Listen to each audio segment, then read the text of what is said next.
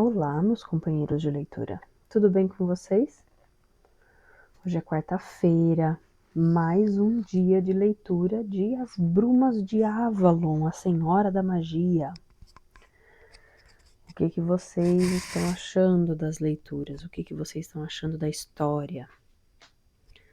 Isis me falou que já leu os livros, já assistiu o filme, mas há muito tempo. Tudo bem, vamos ouvir agora a história, né, Isis?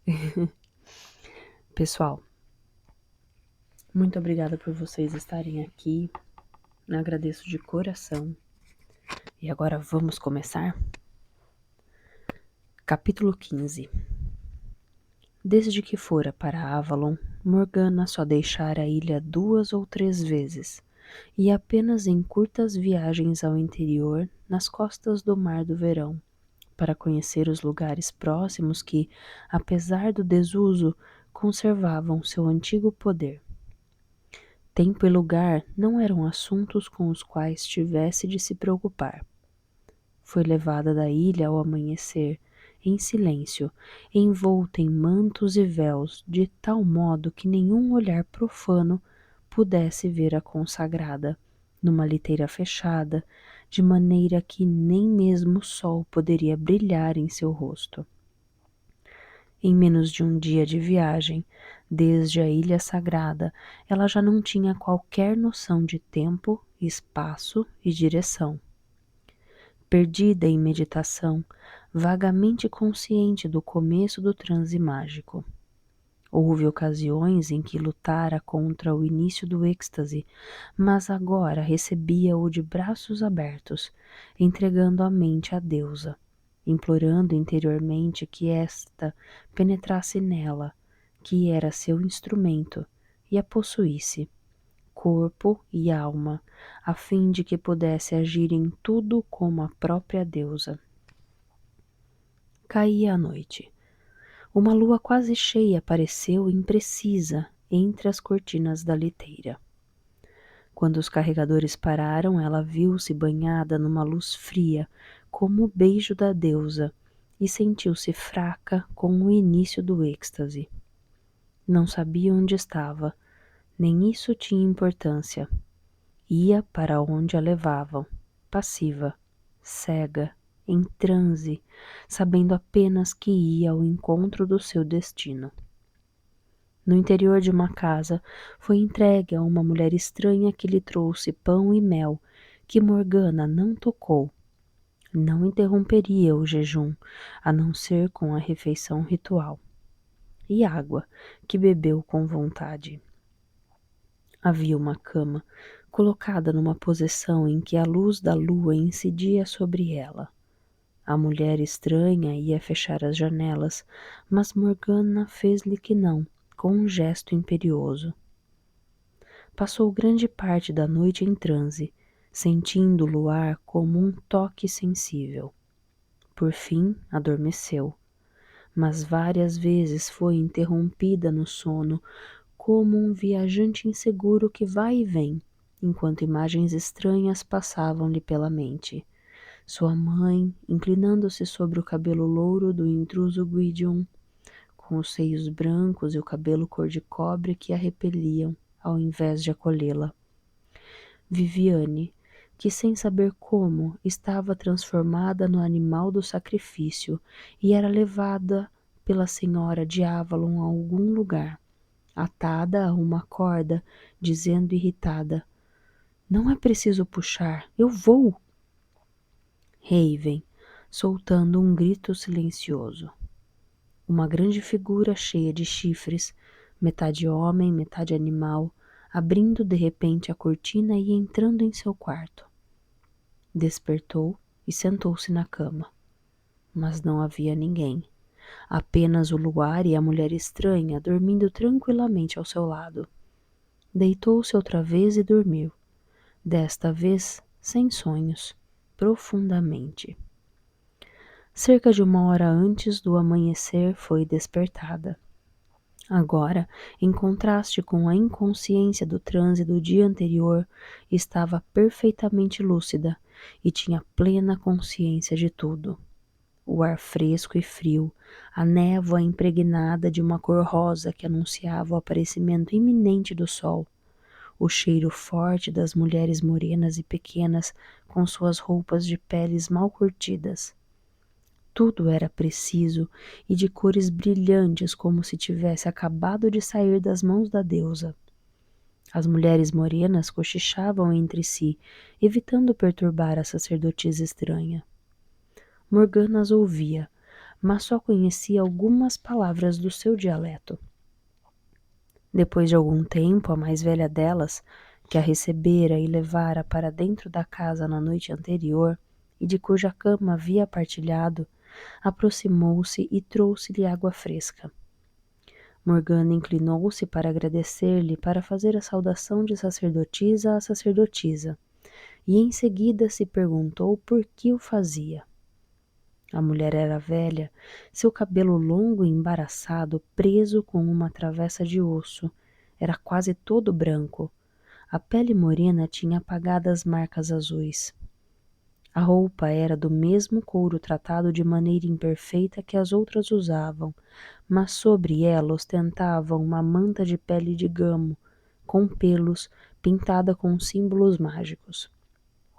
E de seu pescoço pendiam 2 colares, um de belas contas de âmbar, nem a própria Viviane usava coisa mais bonita, e outro de pedaços de chifres alternados com pequenas barras de ouro trabalhadas com arte.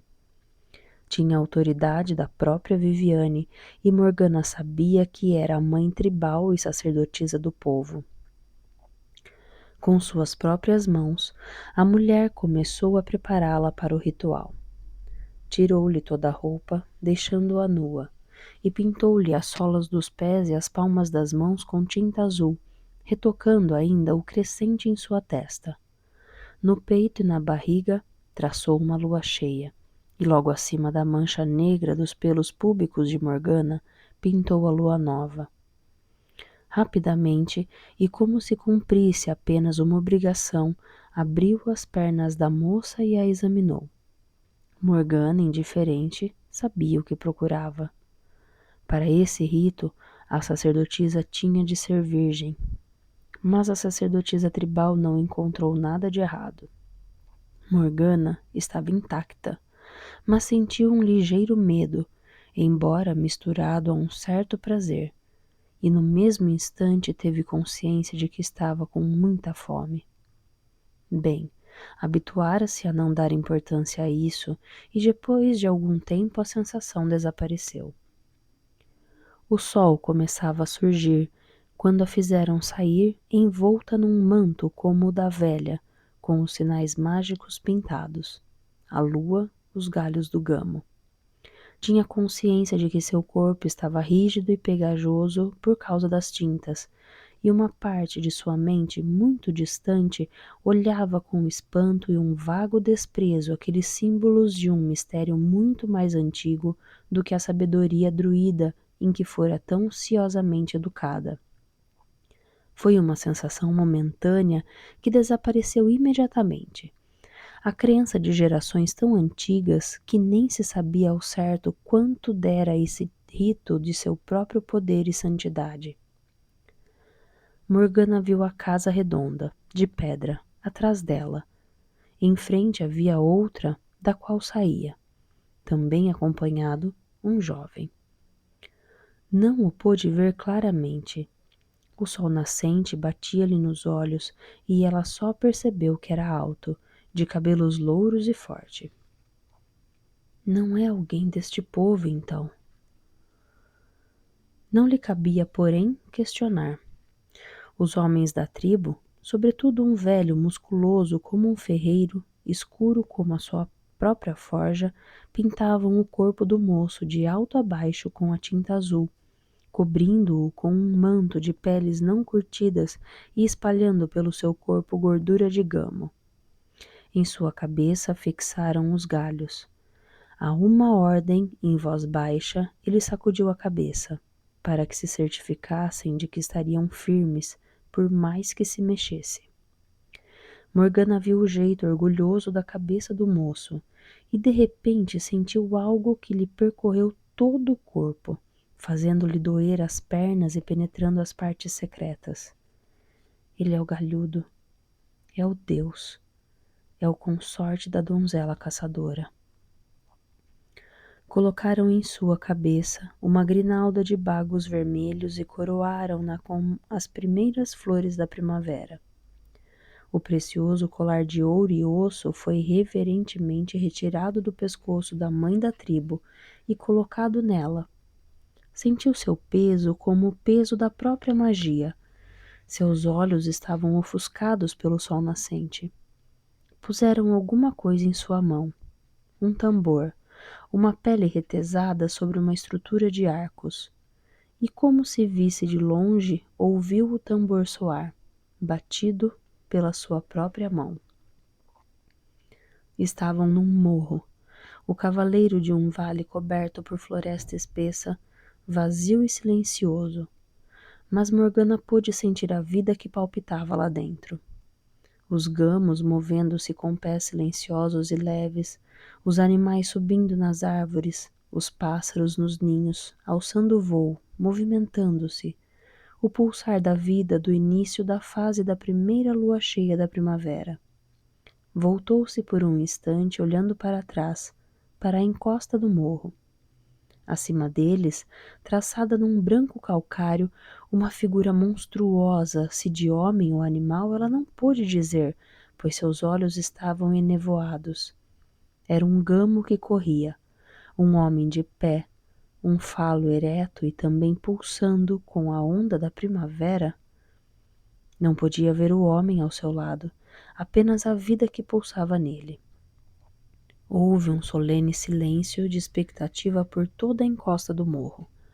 O tempo cessava, voltava a ser transparente, algo no qual ela se movia, banhava, entrava livremente. O tambor voltava às mãos do velho, mas não se lembrava de tê-lo devolvido. Seus olhos estavam ofuscados pelo sol ao sentir as mãos do Deus entre as suas, abençoando-o. Alguma coisa naquele rosto.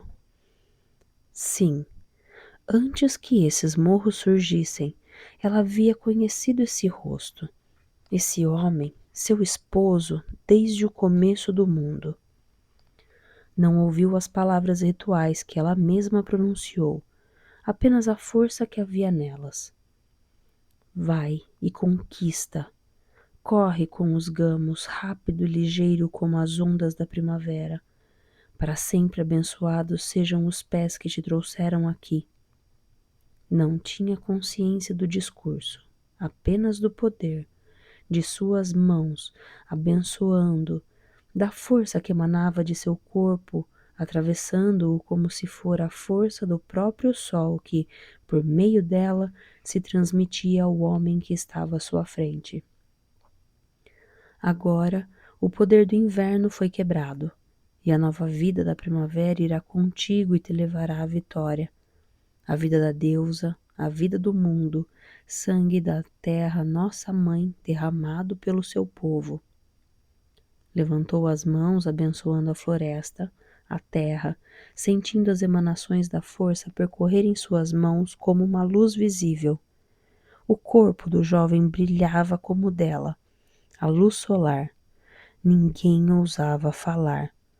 Até que, ao retirar as mãos, Morgana sentiu ondas de força estenderem-se a todos, liberando o canto que cresceu à volta deles. Não podia ouvir as palavras, apenas o pulsar da força nelas. A vida surge na primavera, os gamos correm na floresta e nossa vida corre com eles. O gamo-rei do mundo os derrubará. O gamo-rei, o galhudo, abençoado pela mãe, triunfará. Sentiu-se levada ao ponto máximo de tensão, como um arco retesado e pleno da flecha de poder que deve ser liberada. Ela tocou o galhudo, liberando o poder, e quando este os percorreu a ambos, eles partiram, correndo com o vento morro abaixo, correndo como se as próprias ondas da primavera os levassem. Atrás deles, sentindo o poder deixá-la, Morgana caiu e permaneceu silenciosa, deitada sobre a terra, cuja umidade fria penetrou-lhe o corpo. Mas não tinha consciência. Estava no transe da visão. Ficou ali deitada como se estivesse sem vida, mas uma parte sua corria com eles, morro abaixo. Corria com os homens da tribo atrás do galhudo. Latidos como de cães de caça soavam atrás deles, e uma parte dela adivinhou que eram as mulheres que davam esses gritos, estimulando a corrida. O sol elevou-se mais no céu. A grande roda da vida girava no firmamento, correndo inutilmente atrás de seu divino consorte, o Filho Negro. A vida da terra, os fluxos da primavera inundaram e fizeram vibrar os corações dos homens que corriam. Depois, tal como a onda segue o fluxo da maré, partindo das encostas iluminadas pelo sol, a escuridão da floresta fechou-se sobre eles, engoliu-os, e da corrida passaram aos movimentos rápidos com pés silenciosos, imitando o passo delicado do gamo. Eles eram os gamos, seguindo os galhos de seu galhudo, usando os mantos que mantinham enfeitiçados os gamos, os colares que significavam a vida como uma cadeia interminável, viver, comer e procriar, e morrer, e ser por sua vez comido para alimentar os filhos que vinham da mãe. Contém as crianças, mãe. Teu filho gamo tem de morrer para manter a vida do teu filho negro. A escuridão, a vida interior da floresta fechando-se à volta deles. Silêncio, o silêncio dos gamos. Morgana, agora consciente da floresta, como a vida, e dos gamos como o coração da floresta, lançou seu poder e sua bênção por toda a mata. Uma parte dela estava na encosta iluminada pelo sol, em transe, esgotada, deixando a vida do sol fluir através dela, corpo, sangue e ser interior.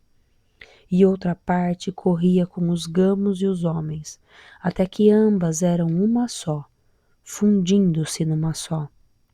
As ondas da vida, que eram os gamos tranquilos em sua mata, os pequenos veados suaves e esguios, a vida correndo neles como corria no corpo dela, as ondas de vida que eram os homens penetrando silenciosa e atentamente em meio às sombras. Em algum ponto da floresta, sentiu o gamo-rei levantar a cabeça, aspirar o vento, consciente do cheiro de um inimigo, um dos seus, um da tribo estrangeira da vida.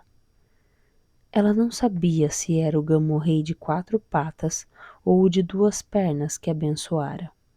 Era uma só coisa na vida da terra-mãe, e a sorte deles estava nas mãos da deusa. Galhos respondiam à provocação dos galhos, enquanto a respiração ofegante adquiria o fogo da floresta, buscando um estranho, uma presa, um predador, um rival, onde não podia haver nenhum. Ah, deusa! Tinham começado, chocando-se em meio à vegetação mais rasteira, a corrida dos homens atrás deles apenas mais silenciosa, correndo, correndo, até que as pancadas do coração parecem explodir no peito, correr até que a vida do corpo esmague todo o conhecimento e todo o pensamento, correr, buscando e sendo buscado, correr com o gamo que foge e com os homens que perseguem, correr com a vida pulsante do grande sol e as emanações da primavera, correr com o fluxo da vida. Imóvel, com o rosto comprimido na terra e o sol queimando-lhe as costas, o tempo arrastando-se e correndo sucessivamente. Morgana começou a ver, e de muito longe parecia ter visto isso antes, numa visão alguma vez em algum lugar há muito tempo. O jovem alto e forte segurando sua faca, caindo, caindo entre os gamos, entre os cascos dilacerantes. Sabia que gritara bem alto e, ao mesmo tempo, sabia que seu grito correra por toda parte, de modo que até mesmo o gamo-rei estacou em meio à carga, apavorado, ouvindo-o. Houve um momento em que tudo parou, e naquele silêncio terrível viu que ele se punha de pé, ofegante, atacando com a cabeça baixa, sacudindo os galhos, chocando-se frontalmente com o gamo e entrelaçando seus galhos com os dele, oscilando e lutando com as suas mãos fortes e o corpo jovem. Uma faca faiscou num movimento ascendente. O sangue derramou-se sobre a terra, e também ele, o galhudo, sangrava. Tinha sangue nas mãos, de um longo corte lateral. O sangue corria sobre a terra, o sacrifício feito à mãe para que a vida se alimentasse do sangue dela. E então o sangue do gamo-rei jorrou sobre ele num jato, quando sua lâmina encontrou o coração, e os homens à volta dele correram com suas lanças. Viu que o traziam de volta, coberto com o sangue de seu gêmeo e rival, o gamo-rei. Ao seu redor, os homens pequenos e morenos retalhavam a carne e colocavam o couro cru, quente, sobre seus ombros. Voltaram em triunfo, fogueiras acenderam-se na escuridão que se acentuava, e quando as mulheres levantaram Morgana, ela viu sem surpresa que o sol se punha, e tropeçou como se também ela tivesse corrido durante todo o dia com a caçada e os gamos.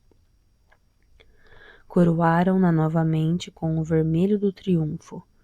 O galhudo foi trazido para junto dela, sangrando, e ela o abençoou e marcou sua testa com o sangue do gamo. De sua cabeça foram tirados os galhos que derrubariam o próximo gamo-rei. Os galhos que o galhudo usara naquele dia, quebrados e fragmentados, foram lançados ao fogo. Espalhou-se pelo ar, logo depois, um cheiro de carne queimada, e ela se perguntou se seria carne de homem ou de gamo. Sentaram-se lado a lado, e trouxeram-lhes as primeiras carnes, ainda pingando o sangue, assim como as gorduras. Morgana sentiu a cabeça girando, o gosto forte da carne dominando-a depois de seu prolongado jejum. Teve medo por um momento que o enjoo voltasse. Ao seu lado, ele comia vorazmente, e ela observou à luz da fogueira que suas mãos eram belas e fortes. E piscou, vendo num estranho momento de dupla visão que serpentes se enroscavam naquelas mãos e depois desapareciam novamente. À volta deles, os homens e mulheres da tribo participavam do banquete ritual, cantando o hino do triunfo na velha linguagem que Morgana mal compreendia. Ele triunfou, ele matou. O sangue de nossa mãe jorrou sobre a terra. O sangue do Deus foi derramado sobre a terra.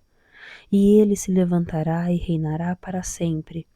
Ele triunfou e triunfará para sempre até o fim do mundo.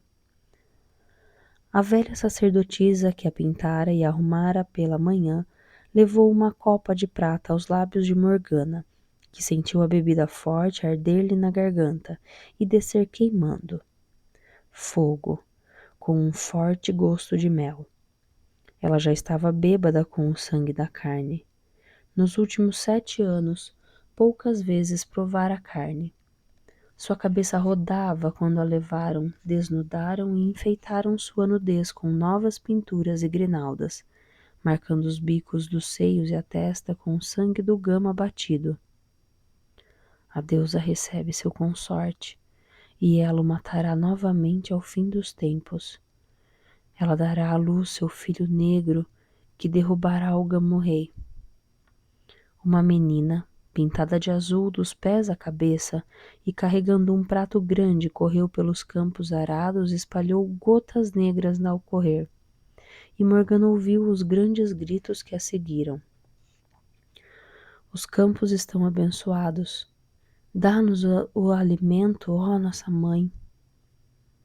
E naquele instante, uma parte de seu ser, zonza, embriagada e mais ou menos desligada de seu corpo, observou friamente que devia estar louca. Ela, uma mulher civilizada e educada, princesa e sacerdotisa da linha real de Avalon, instruída pelos druidas, ali pintada como uma selvagem e cheirando a sangue fresco, submetendo-se àquela pantomima bárbara. E então tudo desapareceu novamente, quando a lua cheia, serena e orgulhosa, levantou-se por sobre as nuvens que a tinham ocultado. Banhando-se nua ao luar, Morgana sentiu a luz da deusa espalhando-se sobre ela e através dela. Não era mais Morgana, não tinha nome, era sacerdotisa e donzela e mãe. Penduraram uma grinalda de bagos vermelhos em torno de suas virilhas. O simbolismo grosseiro provocou-lhe um súbito medo e ela sentiu todo o peso da virgindade palpitando e inundando-a como uma onda de primavera. Uma tocha brilhou diante de seus olhos e levaram-na para a escuridão, ecoando silêncios acima e além dela uma caverna. À sua volta, nas paredes, pôde ver os símbolos sagrados, pintados desde o princípio do tempo, o gamo, os galhos, o homem com os galhos na testa, a barriga crescida e o peito entumecido. Ela que dá a vida. A sacerdotisa deitou Morgana num leito de peles de gamo. Por um momento ela sentiu frio e medo, e tremeu, o que fez a testa da velha franzir-se de compaixão. Tomou Morgana nos braços e beijou-a nos lábios, e ela agarrou-se por um momento à mulher num súbito terror, como se seus braços acolhedores fossem os de sua mãe. E então ela sorriu e beijou-a novamente, e tocando-lhe os seios numa bênção afastou-se.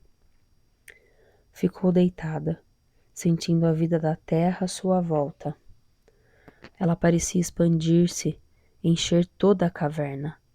Os pequenos desenhos pintados em seus seios e barriga e acima dela a grande figura desenhada em calcário, homem ou gamo, com o falo ereto. A lua invisível fora da caverna inundava seu corpo de luz, como se a deusa surgisse dentro dela, alma e corpo. Estendeu os braços e a sua ordem sabia que lá fora da caverna, à luz dos fogos fecundantes, homem e mulher, atraídos um para o outro pelos impulsos pulsantes da vida, se juntavam. A menina pintada de azul, que levara o sangue fertilizante, foi atraída para os braços de um velho e musculoso caçador. E Morgana viu sua rápida luta, seu grito, enquanto ela desapareceria sob o corpo do homem, com as pernas abrindo-se pela força irresistível da natureza. Via sem ver, com os olhos fechados para proteger-se do brilho da tocha, ouvindo os gritos. Ele chegou à porta da caverna, já sem os galhos na cabeça, com o cabelo louro espalhado, o corpo untado de azul e manchado de sangue, a pele branca com o desenho branco do corpo da enorme figura no alto da caverna. O galhudo, o consorte. Ele aproximou-se também tonto, nu, trazendo apenas uma grinalda como a dela em torno das virilhas, e Morgana pôde ver a vida, ereta, surgindo nele como na figura desenhada no alto da caverna. Ajoelhou-se ao seu lado e à luz da tocha tonta pôde notar que não era mais do que um rapaz. Não era do povo pequeno, mas alto e louro. Por que escolheram um rei que não pertencia a seu povo? O pensamento atravessou-lhe a mente como um raio de lua e desapareceu. Já não pensava em nada. Agora é o momento em que a deusa recebe o galhudo. Ele se ajoelhou junto do leito de peles de gamo, balançando-se, piscando a luz da tocha. Ela estendeu-lhe os braços, agarrou suas mãos, puxou-o sentindo o calor macio e o peso de seu corpo. Teve de guiá-lo.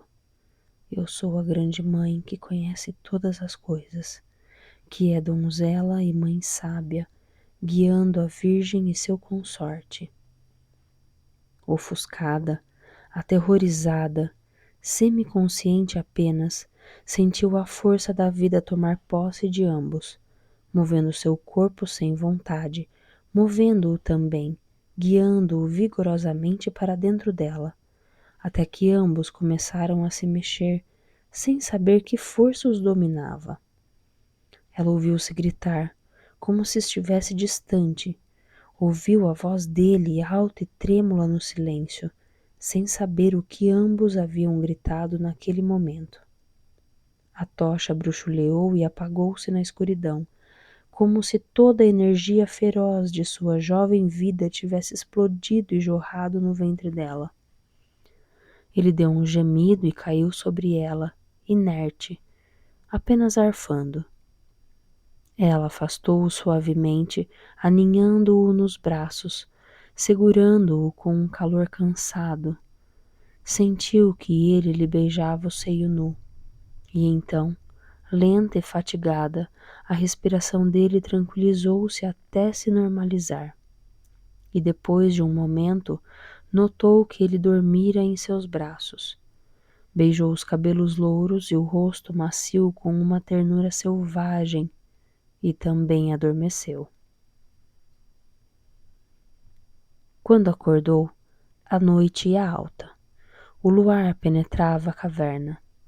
Estava totalmente esgotada, todo o corpo doía e, tateando entre as pernas, sentiu que sangrava.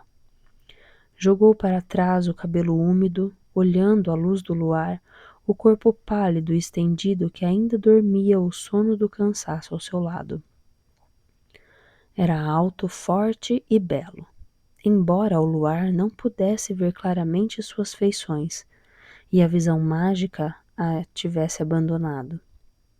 Agora era apenas a luz e o brilho da lua, não mais a face irresistível da deusa. Voltava a ser Morgana, não mais a sombra da grande mãe. Era ela mesma outra vez, e sua mente entendia com clareza o que se passara. Pensou num instante em Lancelot, a quem havia amado e a quem desejara fazer dom de sua virgindade, que fora agora entregue não a um amante, mas a um estranho sem rosto. Não, não podia pensar assim.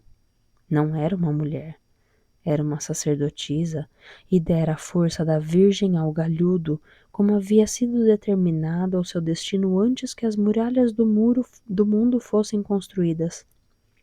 Aceitara seu destino como sacerdotisa de Avalon e sentia que alguma coisa de muito importante acontecera ali, na noite passada.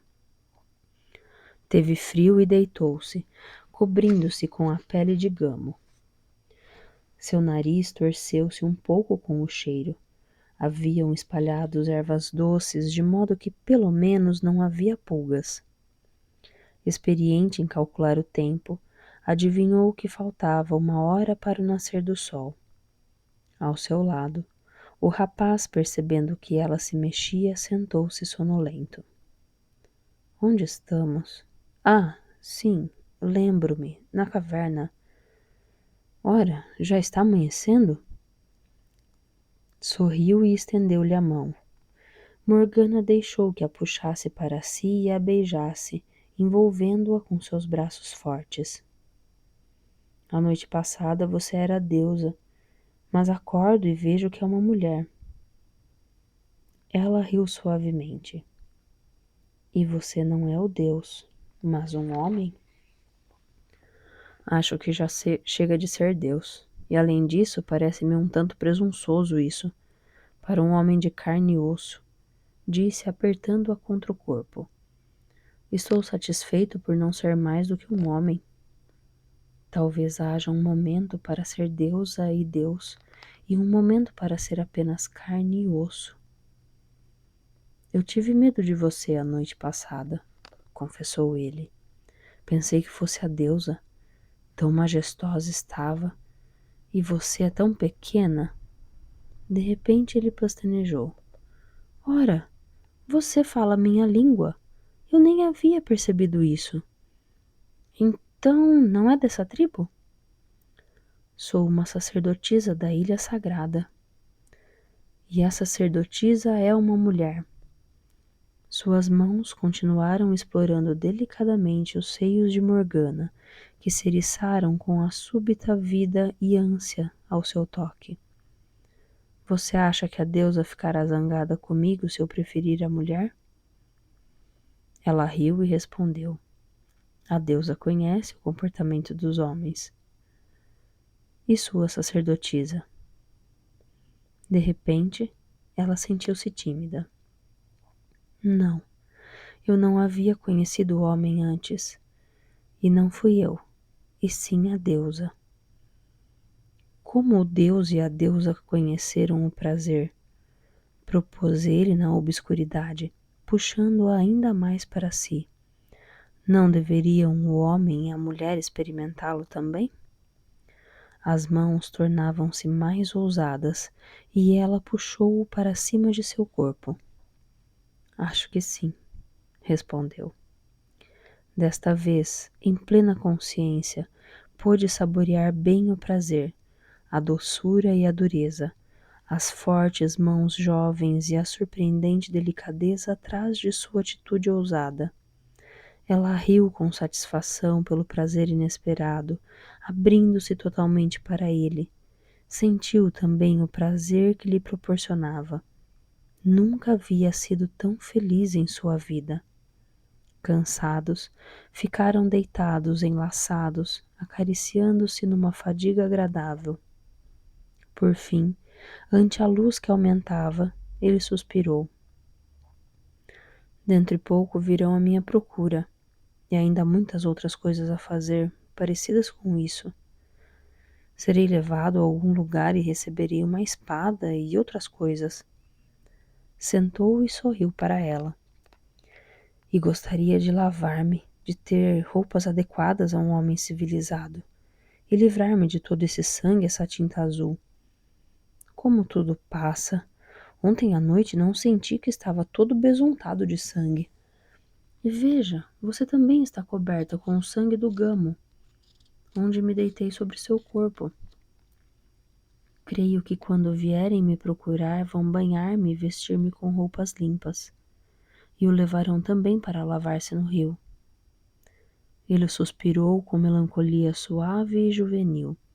A voz ainda estava mudando e soou como a de um barítono incerto.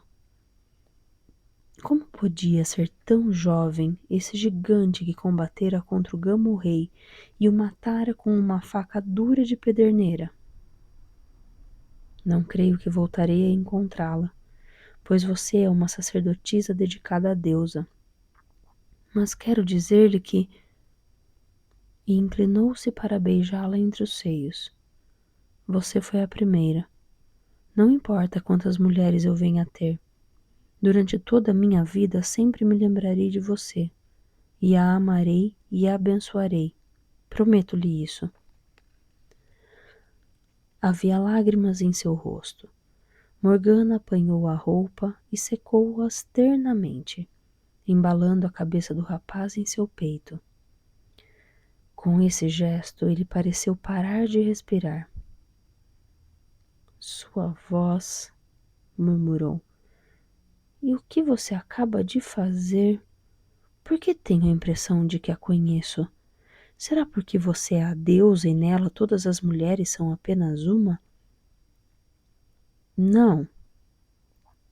Ergueu-se e tomou-lhe o rosto entre as mãos. A luz que cada vez se tornava mais clara, ela viu as feições juvenis se endurecerem nos traços de um homem. Ainda apenas semiconsciente da razão pela qual parecia conhecê-lo, ouviu seu grito áspero. Morgana! Você é Morgana! Morgana, minha irmã! Ah, meu Deus, Virgem Maria, o que fizemos? Ela levou lentamente as mãos aos olhos. Meu irmão. Ah, deusa, irmão, Gwydion. Arthur, corrigiu ele. Apertou-o nos braços e depois de alguns instantes ele soluçou, ainda agarrado a ela. Era por isso que eu tinha a impressão de que a conhecia antes mesmo da criação do mundo, chorou ele. Sempre a amei e agora, ah, meu Deus, o que fizemos? Não chore, consolou-a ela com um desalento. Não chore. Estamos nas mãos dela, que nos trouxe aqui. Não tem importância. Não somos irmão e irmã aqui, apenas homem e mulher ante a deusa. Eu não te reconheci, meu irmão, meu menino, aquele que dormiu no meu colo como uma criancinha. Morgana, Morgana, eu lhe disse para cuidar do menino enquanto ela se afastava e nos deixava, e ele chorou até dormir nos meus braços, e eu não sabia. Está tudo bem, repetiu, embalando-o. Não chore, meu irmão, meu amado, meu pequenino. Não chore, está tudo bem. Mas mesmo ao acalentá-lo, o desespero tomava conta dela. Por que nos fizeste isso, grande mãe, senhora? Por quê? E não sabia se estava falando com Viviane ou com a deusa. Fim do capítulo 15. Amigos. E agora? Tragédia ou aventura? Ou bênção? Sem palavras. Deixa seu comentário, deixa seu like. Sem spoiler de quem já leu, já assistiu o filme. Vamos continuar a leitura na semana que vem. Um ótimo final de semana para todos vocês. Até quarta-feira. Até amanhã. Até quinta. Um beijo. Tchau.